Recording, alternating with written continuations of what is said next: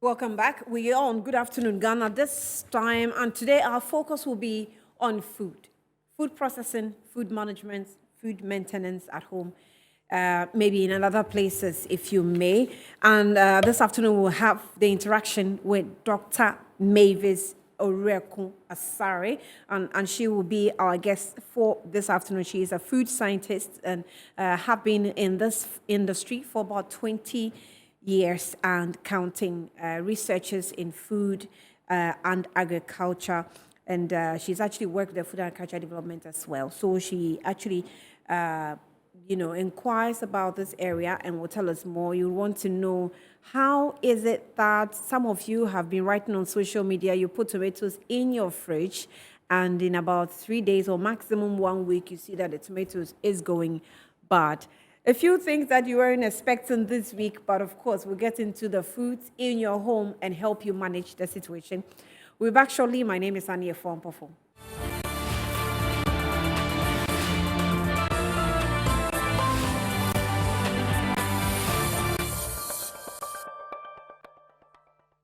Welcome back to Good Afternoon Ghana. So I said earlier that this afternoon we'll be delving into issues that concerns your home, and especially that has to do with what you eat, or maybe food, because the guest that we're having is a food scientist and would like to know more when it comes to food.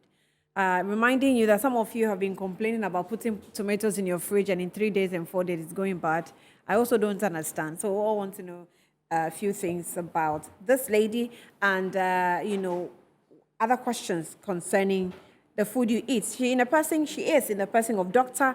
Mavis Owureku Asare, and she is passionate about food, I'm told. But let's take some information, just a short brief or profile about the guest that I'm having today. Okay, so I have Dr. Mavis Owureku Asare here, and she is passionate about food scientist, and with over 20 years in food and agriculture research and development. She is a food safety consultant and the current head of Radiation Technology Center, Biotechnology and Nuclear Agriculture Research Institute of Ghana Atomic Energy Commission. Now, Dr. Owureku Asare is a 2020 Aspen New Voices Fellow and a Norman E. Borlaug Leadership Enhancement in Agriculture Program LEAP Scholar. All right, I think I have some more. Okay, so she is also a fellow at the African Women in Agriculture Research and Development. She had an award, of course, and a 2019 Early Career Fellow of the Organization for Women in Science for Developing World. Now, she has worked as a research fellow at the Agricultural and Biological Engineering Department at Purdue University in Indiana, USA, and as a research scholar at Food Science and Department of Agricultural and Biological Department of Louisiana State University, Louisiana, USA. And then she's also driven by a desire to see more vibrant food industry that meets the nutritional needs of Ghanaians. Her research focuses on improving the quality and shelf life of indigenous food. Her research is tailored towards offering practical solutions to the problems that confront small-scale farmers and women food processors. She is providing tomato farmers with low-cost processing technologies to better manage their harvests and improve livelihood. So that's it about, okay, there's more. So she is an emerging leader in her field and is passionate about mentoring young women in STEM to lead, STEM, that's interesting, okay, to lead scientific innovations needed to boost food production and accelerate economic gains in Ghana. She is one of the most influential scientists in Ghana and has mentored several female students and scientists in Ghana and beyond. So that's the person we're talking about, Dr. Mavis Owureku Asare. Beautiful African lady you see on your screen there. Welcome again. Thank you so much. You're beautiful as well. Thank you. Thank you. Your profile is encouraging. It's full. In fact, it's a mouthful.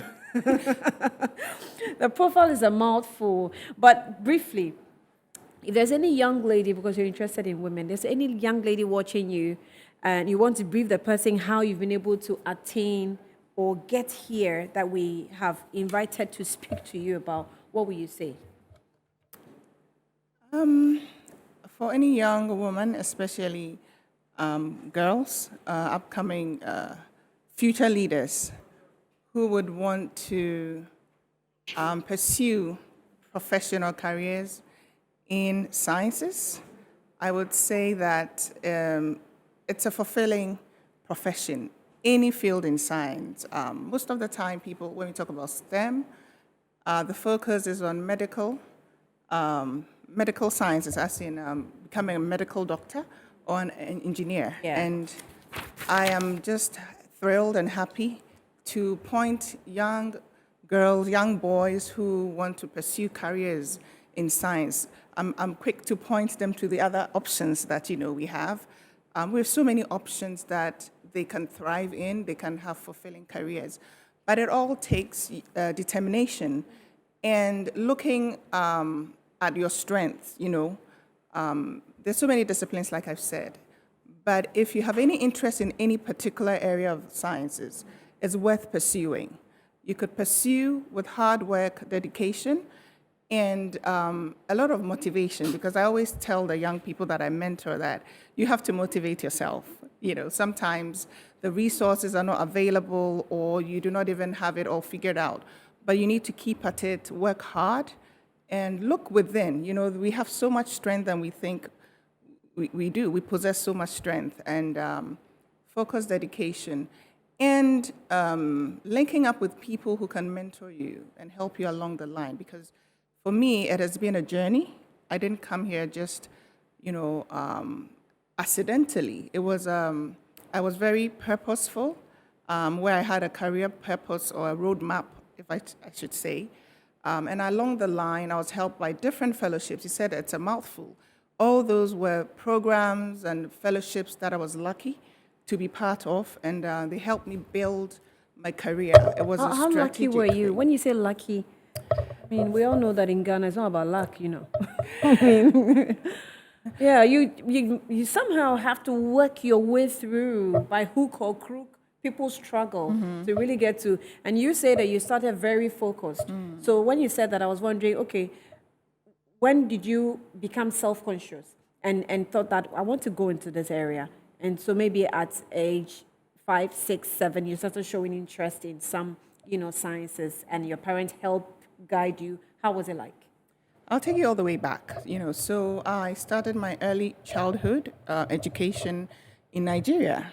Back then my parents were in Nigeria. My mom was a teacher. My father was a building.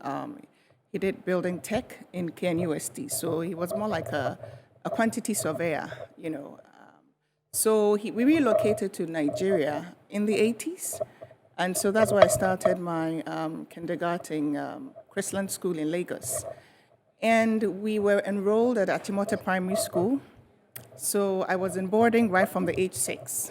And my parents relocated to England. So being in Achimota School, a boarding school, when your parents were not around, we depended a lot on the teachers. I was very fortunate to have two of my favorite teachers who were so encouraging and, saw a bit of potential in me.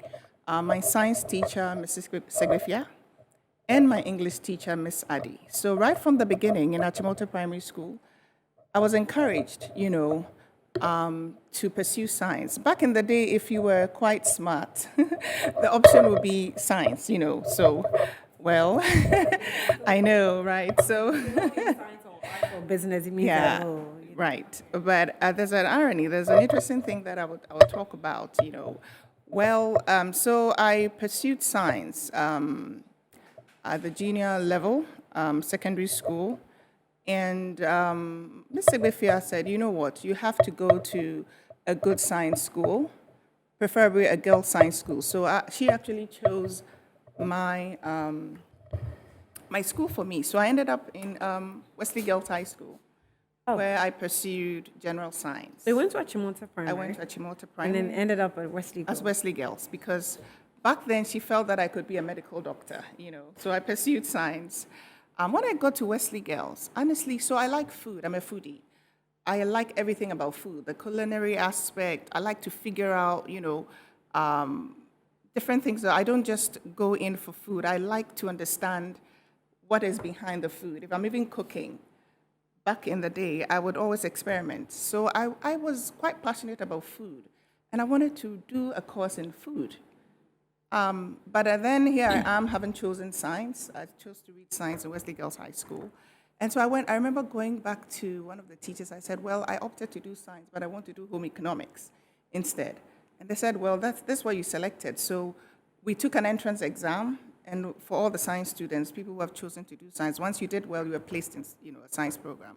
So there was nothing I could do but to pursue science. Oh, wow. And then one teacher, a chemistry teacher, Mr. Asma, he had a wife who was a nutritionist and had some affiliation with one of the UN agencies. So he told me how the wife,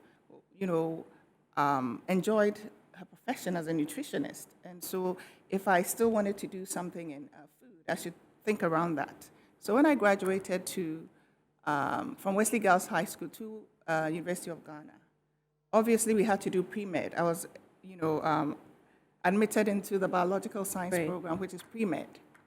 And there I said, well, there is an option, food science, which is a science course. And so after pre-med, I opted to read food science. That's what I did for my undergrad level. I went back to do a master's program, and I got employed at Ghana Atomic Energy Commission, Binari. Yeah. So somewhere along 2011, once it's a research institute and you're encouraged to do research, but I always also like to work with people. When you're a research scientist, you're always in the lab or, trying to publish, doing research, but I love to interact with people. So somewhere along 2011, I had gone to talk to a friend, a food scientist as well, that I wasn't fulfilled in the career, because I felt I was not blossoming in research, and I had wanted at that time to quit and pursue something else. And I remember her telling me, Dr. Charlotte Oduro of Food Research Institute, that, I've just won this award fellowship. Award is African Women in Agricultural Science and Research, a fellowship, and I'm supposed to mentor a young scientist for 1 year. So allow me to mentor you for 1 year. It was a formal mentoring program. It was sponsored by the Bill and Melinda Gates Foundation. So allow me to mentor you for 1 full year. And after that, if you decide you didn't want it, that was your choice. And lucky enough, when I jumped onto this fellowship program, it was a very intensive one. We had to work with our mentors one-on-one. You develop a purpose roadmap, meaning where you are now as a scientist and where you wanted to get to. And everything that you needed to get there was provided by the fellowship. Okay. I was taking through leadership training, scientific writing skills training. It was purposeful. And I was lucky enough, after being mentored, to win the fellowship in 2013. So that was when I was like, okay, now I know that I have come to stay. Now, I see you like using the word lucky enough, but it's really not just about being lucky, but it's just about also knowing being purposeful about what you really. And as you were talking, I was just thinking, this lady is like ahead of her age or herself, because at every point in time, you just know that this is not where I want to be. I want something more, and that's interesting to know. Okay, so that's just a little bit I wanted to find out. So that's where you are today, or how you made it here. That's how I begun to really consciously build a career in food science with all the support systems that I had. I've been on a couple of fellowships, and they've all been purposeful. But one thing is, you should have a plan. You have to be, let me use the word intentional. You have to be very intentional about where you are and where you want to get to. And that's why mentoring is my thing. Because as I have received, according to the fellowship, they wanted to create this rippling effect where you also give back. So I formally mentored scientists who are even doing PhDs and other programs, and I'm still mentoring. I have events that I organize for people, young girls in STEM, And I'm also trying to give back. Attend good schools. They check on you and see your progress. Anyway, let me come back home. Do we have a market for food sciences in Ghana? Yes, we do. Why? So, what is food science? Basically applying the chemistry, physics, statistics. In fact, it's a multidisciplinary course. It's not just straight-jacketed. You have to have a bit of everything. And there are courses scattered all around Ghana in different universities that offer this course. A lot of people do not understand what it means to be a food scientist. They confuse it with home economics, cooking Yeah. or culinary. Yeah. But this is a science. So everything to do with food, but the scientific aspect of it. So if you look around, when you pursue a career in food science, you can narrow down on anything. Food microbiologist, sensory scientist. There's so many disciplines, and there are opportunities in the universities and some of the research institutions, and even in agribusiness. If you want to venture into food production and product development and all of that. There's also, if you work very hard, there are also international opportunities. And I'm always encouraging girls. This is our age. This is a time where there's a lot of focus on young girls, young women in STEM. If this is an interest for you and you can excel, don't go for courses where it will be a challenge. Because let me give you an example. I mean, part of food science and some of the scientific, agric science opportunities or programs like entomology, studying of insects. People think it is, it's not something that people gravitate towards, right? But in this era where we're talking about climate change and the impact of, the way that our food systems have challenges and, it is a course that if you passionately pursue, you could really excel in. There are so many other disciplines. Yeah. Maybe geographically where you are, yourself. where you find yourself, sometimes drives your purpose. Maybe better put. Now, in Ghana, I realized that in 2019, when COVID hit, well, it was more, pronounced in 2020 in Ghana. So you realize that virologists then became very useful, such that even we in the media were now running after virologists. And it got to a point I noticed that there were about 2 virologists that were being used by almost all the media houses. And some were even outside the country, and we're talking to them internationally. And then there's another, those who, what's it called? Those who do psychological stuff. When you're psychiatrists, those who are, when you're traumatized and they are offering help. We realized that even accidents, when people are engaged in accidents after they're healed by their wound or whatever, we leave them. We leave the psychology part of it, but we with time we notice psychologists we need that kind of block. We need a virologist type of block. So it gets to a point where you think that even though it's been offered in school, why am I going with this in Ghana unless I travel outside the country? You hit the nail right on the head. Sometimes we only appreciate scientists or specialists in different fields only when there's an issue that calls for them to be consulted. So, but what I'm trying to say is, if you have a passion for anything, it doesn't necessarily have to be the very popular courses. In fact, we should be encouraging people to pursue courses that they're passionate about. And the most important thing is you pursue it, do it well, gain the highest recognition in that profession. And people will locate you wherever you are. I mean, there are so many, if not even national opportunities. There are international opportunities. There are people sitting here consulting for all kinds of agencies out of Ghana. I consult, for different programs and projects. But the most important thing is we are not making it attractive. I mean, I always say we should make agricultural science a little sexy and attractive, for people. But it's a leadership thing, right?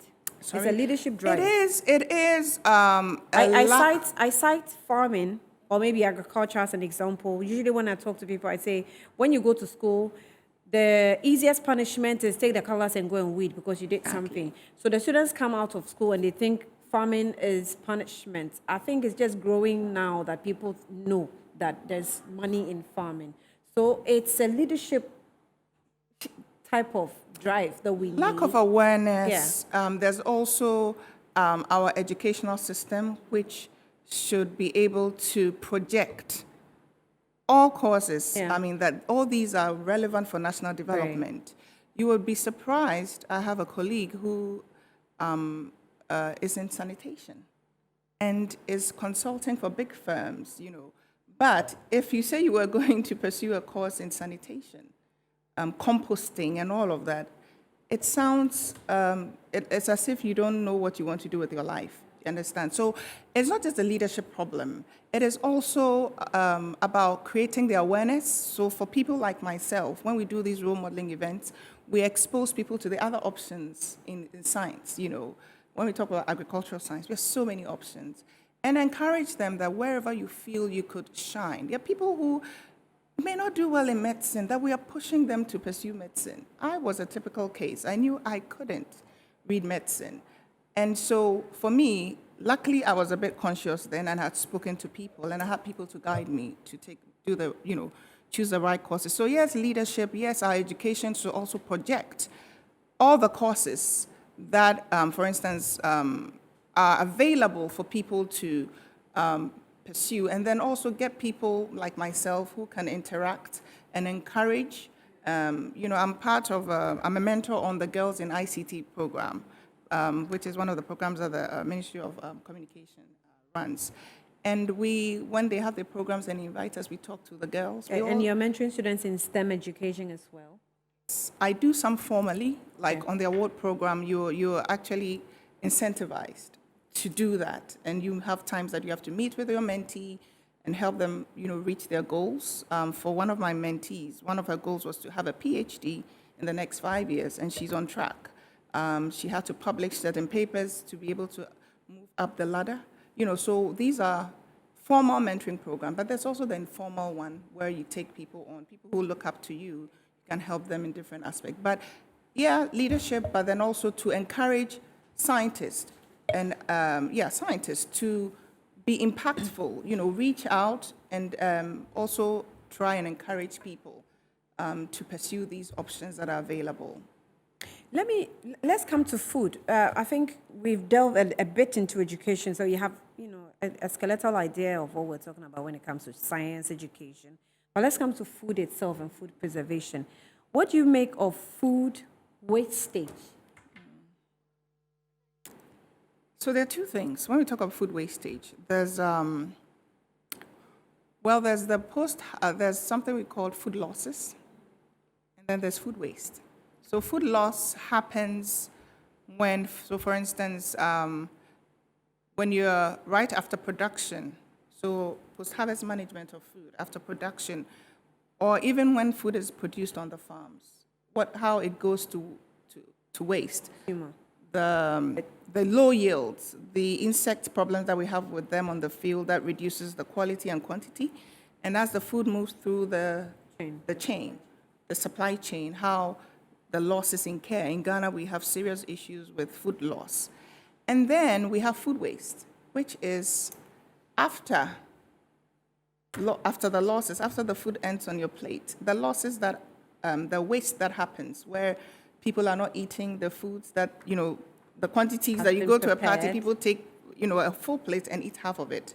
You stock your fridge and you don't eat it, and then you have to throw things out.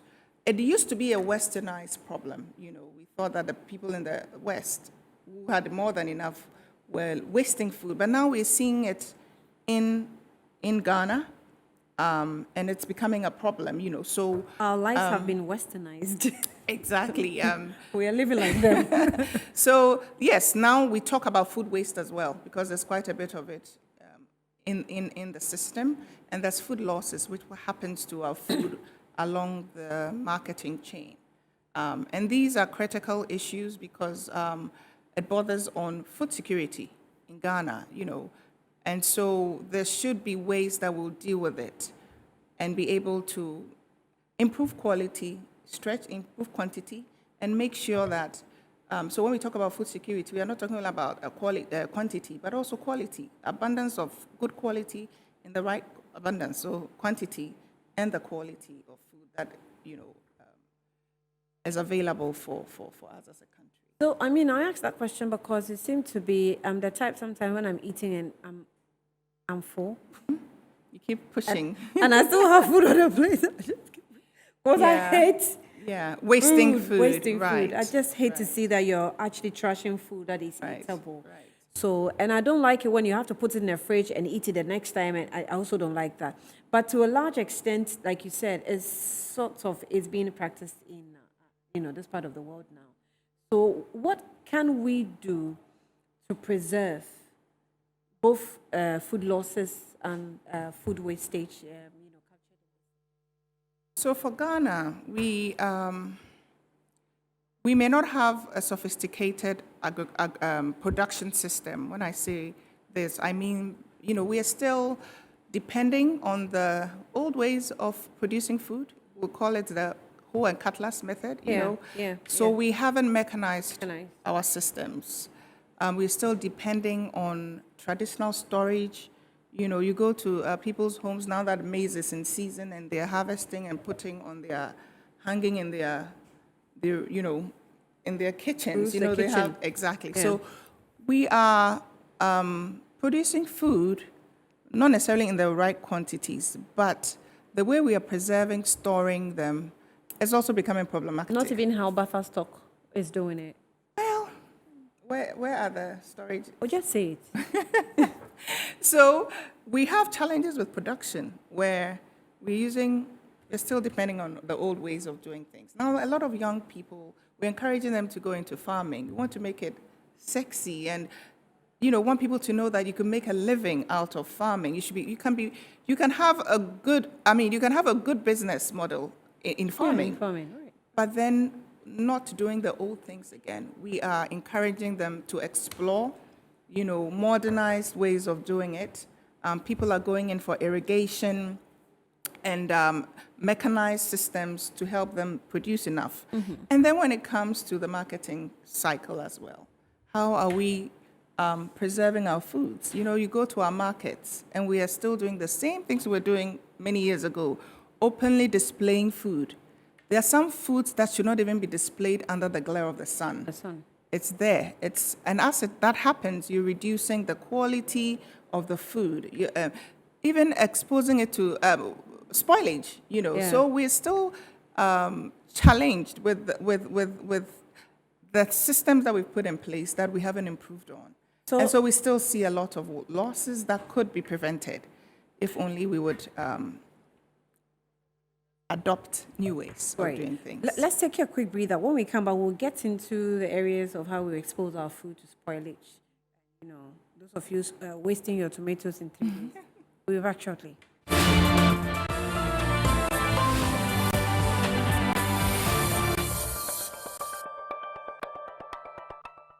It's good afternoon, Ghana. Welcome back. We're having an interesting conversation with Dr. Mavis Owureku, Asare, and we're talking about food sciences. And before we went on break, we mentioned exposing food to spoilage. Mm-hmm. So when you go to our markets today, Kaneshi Market is nothing to write home about because now flowers have taken over. I wonder how the market women even, how they cope. You've mentioned the old ways of preserving food. Is that not the best way? I mean, come to think of it, is it not the best way of preserving food? Because when we have maize, like those days, you see the maize hanging in the roofs of the huts, whatever it is. It looked nice, maybe, and maybe more healthy than what we would see today. Not so. I mean, for maize, for instance, we do the open drying, right? Yeah. We just dry it openly. Sometimes on the bare ground, if you're lucky, they throw a polythene bag and spread it on. Why are we still doing this when you have a lot of animals? Sometimes you see animals walking on them, dust and all. When we have solar dryers, we can adopt We have abundance of sunlight. I always say I that. saw some pictures of Yes. solar dries, and I don't know if you can check, and producers, give us some. If you have some, So, it will be interesting. I mean, that was one thing that drove me into this research Mm. about solar dryers, you know. It compromises the quality of our food, the sun drying. And traditionally, that's what we do. We sun dry almost everything, right? From maize, cassava, vegetables, ginger, pepper, and all. And this affects the quality of the food. Yet we're But still, someone would say, you, these scientists who are coming up today, we've been living with this. So Yeah. This morning, I actually posted something on Facebook. A colleague of mine posted Hausa cocoa that is in a plastic. So I reposted and said, oh, if you want to eat Hausa cocoa, take your own flask or something. Go and take the cocoa. Don't use the plastics or whatever. I had someone telling me that, but Annie, we've been using this, all these years. So they just feel like the new things that are coming up is rather reducing the quality. I don't know if you agree with that. well, improvement is improvement. Okay. It doesn't matter whether what you had was, of course, if you have a system where the improved version enhances the quality, why not? Because the world is changing. Before they used to sell water, pure water in cups, isn't it? Yeah. And we would share, the different, exactly. Now we know that there are all kinds of diseases, around. So why would you want to still go back to that kind of way of selling? How were you people coping with How are we coping, Yes, Emre Dania, now it's why what Dani be, Now, even getting space. Back in the day, if you were traveling out of Accra, you would see people dry food on plain fields, Now there's no space. People are practically drying food along the road. Have you seen that before? You're driving and you see food on the tarred road. On a tarred road. Exactly. And then you say that, we did it 10 years ago or 20 years ago and we were okay. And why would you do that when times are changing? There are more cars right now. There's issues where you can have gases, pollution and all. So sometimes let me give you a classical example. Some time back, there was this thing about kenke causing cancer. I don't know if you remember, you heard that. I heard it. And instead of listening to the reason why that had come out, I think it came from the scientific community, one of the research institutions. Everybody was bashing them. We have eaten kenke for all these years, and nobody has said anything like this. The kenke that our grandparents ate, you are now coming to tell us that. What was the issue with that? The issue that the scientists were trying to point out is that the maize that we're using for the kenke, if not properly dried like we're doing now, back in the day, maybe there were better ways of drying, even sun drying, like I'm saying now. The environment was Cleaner. But now we are drying in all kinds of places and we don't dry properly. So when the maize is not properly dried, there's a fungus that can grow in the food. And with that fungus, it produces spores in the maize. So sometimes you see the color that the grains are discolored. Yeah. When you even cook that food, it doesn't matter how much you cook or the temperature, the spores do not die. And these are spores that have carcinogenic properties, aflatoxin. We talk about aflatoxins and all. So now that we have scientists to tell you this is the case, why would you say, because 30 years ago, when you didn't have the science to prove it, we don't care because we don't believe you now. Yeah. So now we scientists are coming up, investigating more. So if we come up with something, it means that we now have done the research and can tell you that that's what it is. So people should accommodate and let's have these critical conversations. It got to a point where even as a scientist, you could not freely come out to talk about some of your research findings because there will be a backlash. People say, but we've done this way. You people are now modding people. Why? If you go to our markets, the quality of the foods on the market now, it's not like it used to be before. People are finding all kinds of ways to make the food look like what consumers want them to look. I'll give you a typical example. If you go to the market now, sometimes you find somebody has displayed meat openly. Meat is not supposed to be displayed openly. You should have it under a refrigerated storage or maybe in a cage, covered. If you go, somebody is displaying meat openly, and you don't find insects. Not that I said this somewhere, and somebody was saying, so do you mean that when I go to the market, I should look for meat that has insects on, flies on? That's not what I'm saying. I'm saying that somebody has displayed meat openly, and you know that these attract flies, right? But for some strange reason, there are no flies on the meat. What does it tell you?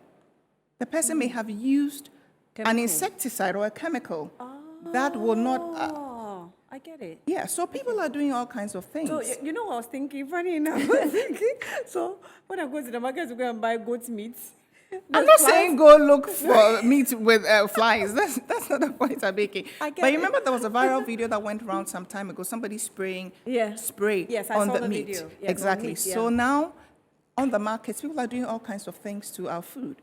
You find that the fish you are going to buy is extra shiny, and there are no flies. It's openly displayed, maybe Kobe or something, and you can't question yourself and say this must have been adulterated or Yeah. in some form, you understand? People are adding all kinds of things. Like we heard about the palm oil, Palm oil, it wasn't you know, mine, because yeah. consumers sometimes drive these market women to do that. You go and say you want red oil. What do you want the redness for?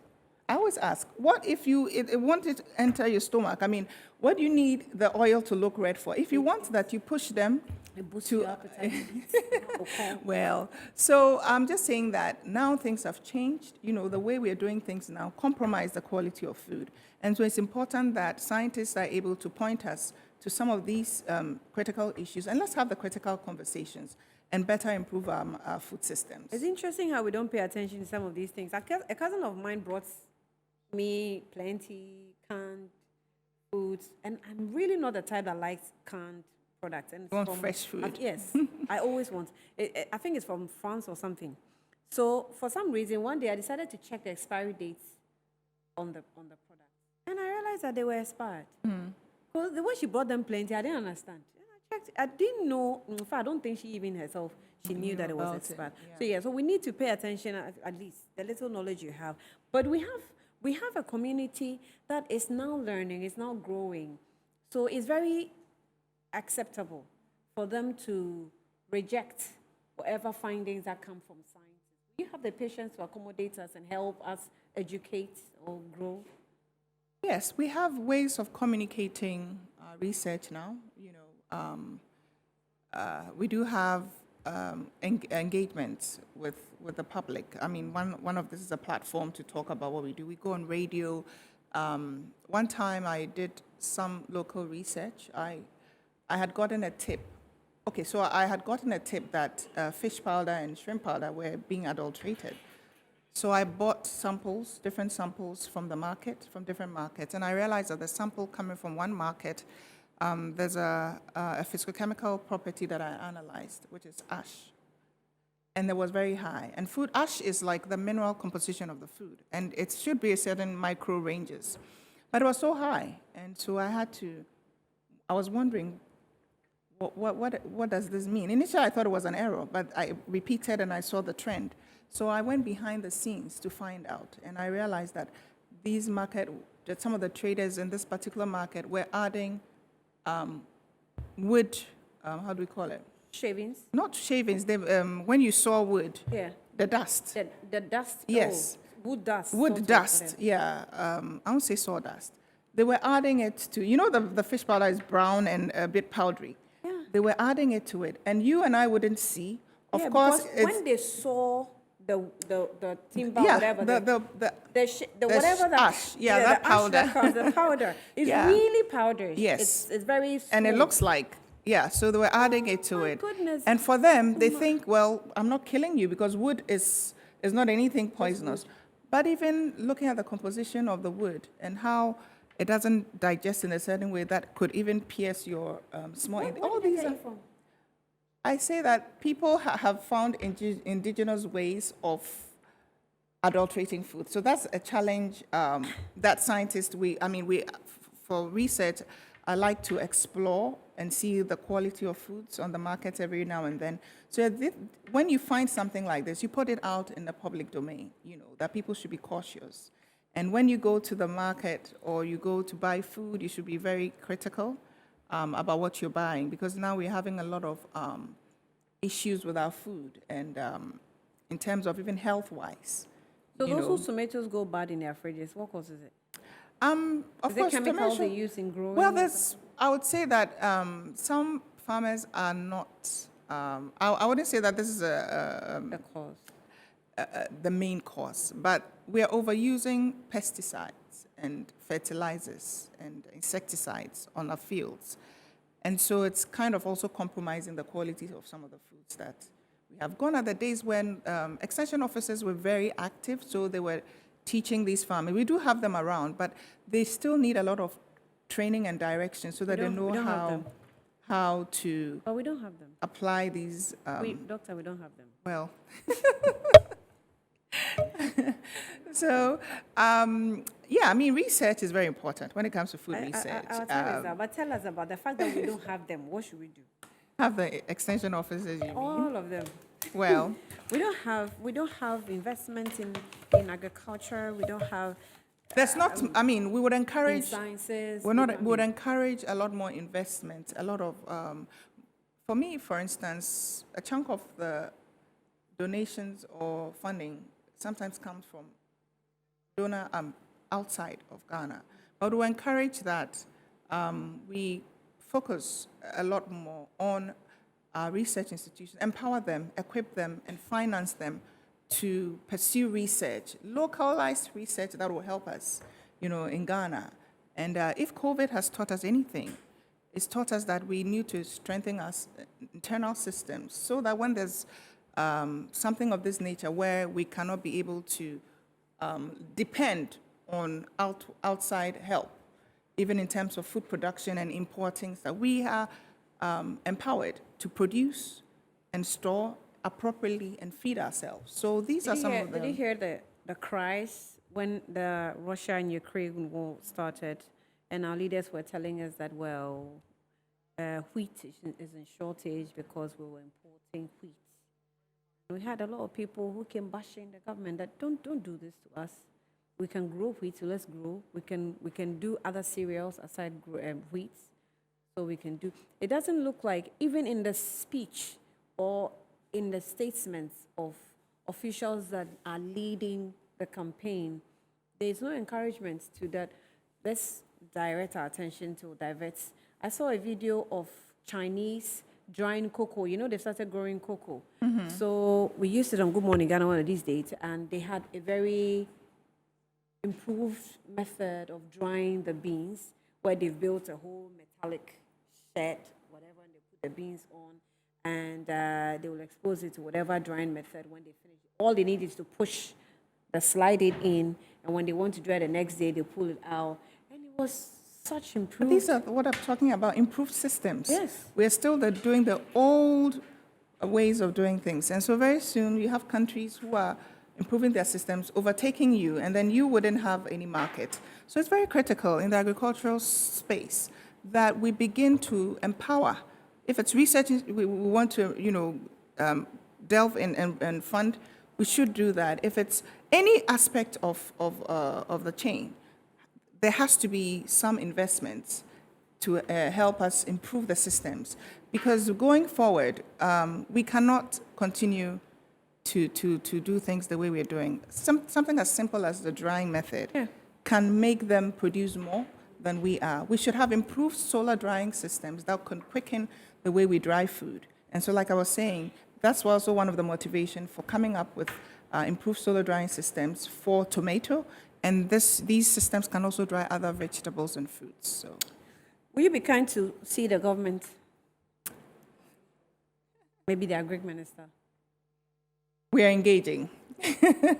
Dr. Mavis Owureku, actually PhD, Dr. Mavis Owureku Asare. She has been our guest. She is a food scientist and giving us a lot of information within a short period of what you have to do with food, even growing up as a young girl. That information too is in this interview. I'm so grateful you came. Thank you for your time. This has been Good Afternoon Ghana. We'll repeat the program and so over the weekend. So want to stick with Metro TV and get all the information that was shared this afternoon. Thanks for watching.